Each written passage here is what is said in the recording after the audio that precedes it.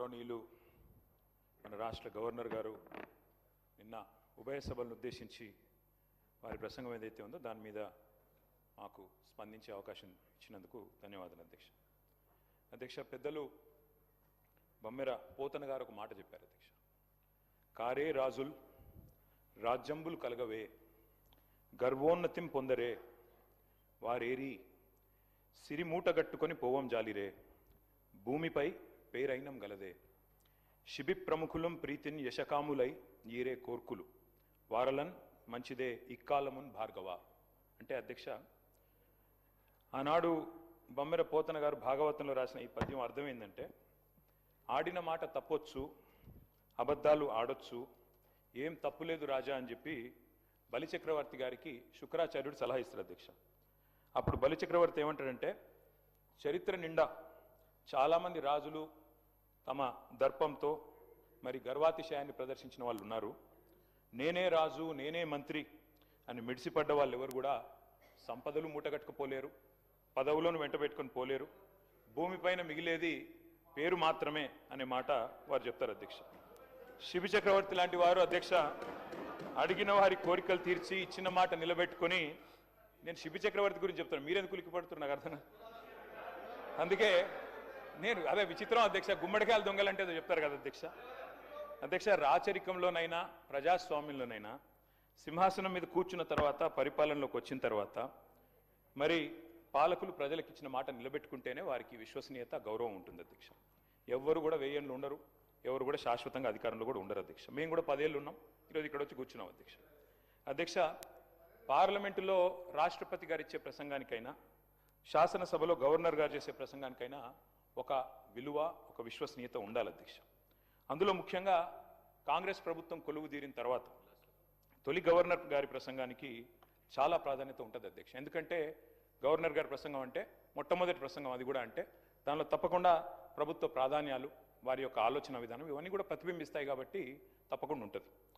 నేను ఒక్క విషయం కోట్ చేస్తా ఉన్నా అధ్యక్ష. గౌరవనీయులు మన రాష్ట్ర గవర్నర్ 15 డిసెంబర్ 2023 నాడు, ఆనాడు ఇదే సభలో తమరి నాయకత్వంలో ఆ రోజు ఆనాటి గవర్నర్ తమిళిసై సౌందరరాజన్ గారు చేసిన ప్రసంగంలో ఒక మాట మీకు కోట్ చేసి వినిపిస్తాను అధ్యక్ష.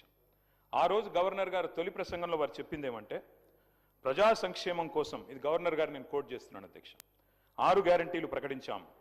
బాధ్యతలు స్వీకరించిన వెంటనే ఇచ్చిన హామీలు, చెప్పిన మాటకు కట్టుబడి హామీలకు చట్టబద్ధత కల్పించే ఫైలుపై ముఖ్యమంత్రి రేవంత్ రెడ్డి గారు తొలి సంతకం చేయడం ఈ ప్రభుత్వం సంకల్పానికి, చిత్తశుద్ధికి నిదర్శనం. ఇది గవర్నర్ గారు ఆ రోజు 15 డిసెంబర్ 2023 నాడు చెప్పిన మాట అధ్యక్ష.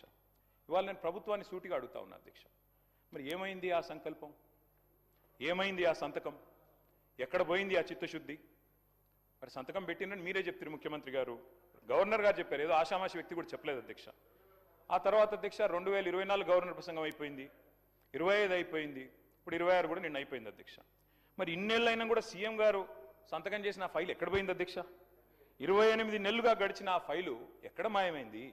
కాకెత్తుకపోయిందా, లేకపోతే ఎఫ్ఎస్ఎల్ అగ్ని ప్రమాదంలో కాలిపోయిందా, లేకపోతే మరి విచిత్రమైన విషయం అధ్యక్ష, ఇది ఒక గవర్నర్ గారు చెప్పిన మాట కాదు, ఇది మీ బాస్ రాహుల్ గాంధీ గారు చెప్పిన మాట.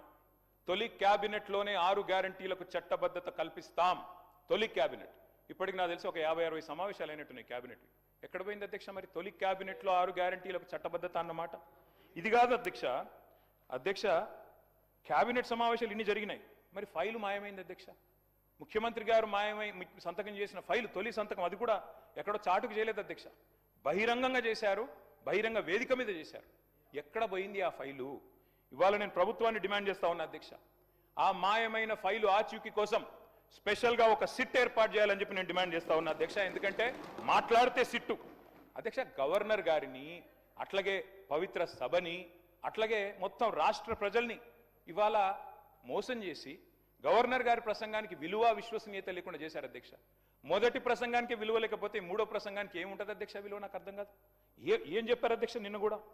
నిన్న ముఖ్యమంత్రి గారు మాట్లాడుతున్నారు అధ్యక్ష, బయట ఏమంటున్నారు?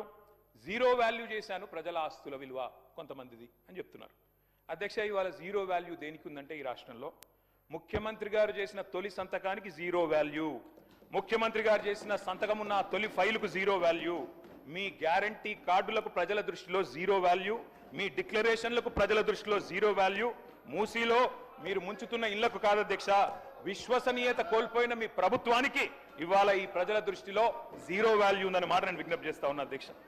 అధ్యక్ష, ఇదేదో నా కవిత్వం కాదు అధ్యక్ష, ఇదిగో మీ కాంగ్రెస్ పార్టీ ప్రచురించిన బ్రహ్మాండమైన ఫుల్ పేజ్ అడ్వర్టైజ్మెంట్ అధ్యక్ష. 6 గ్యారంటీల మీద ఏం చెప్పారు అధ్యక్ష ఇందులో? నేను చదివినిపిస్తా అధ్యక్ష. ప్రతి కుటుంబానికి ఇగో ఫస్ట్ ఆఫ్ ఆల్ 100 రోజుల్లో నెరవేరుతుంది ప్రతి గ్యారంటీ. 100 రోజుల్లోనే అధ్యక్ష. అదే సినిమాలకు శతదినోత్సవం చేసినట్టు ప్రభుత్వం వచ్చిన 100 రోజుల్లోనే అన్ని గ్యారంటీలు నెరవేరుస్తాం. ఇంకోటి చెప్పారు అధ్యక్ష ఇందులో గంభీరమైన మాట.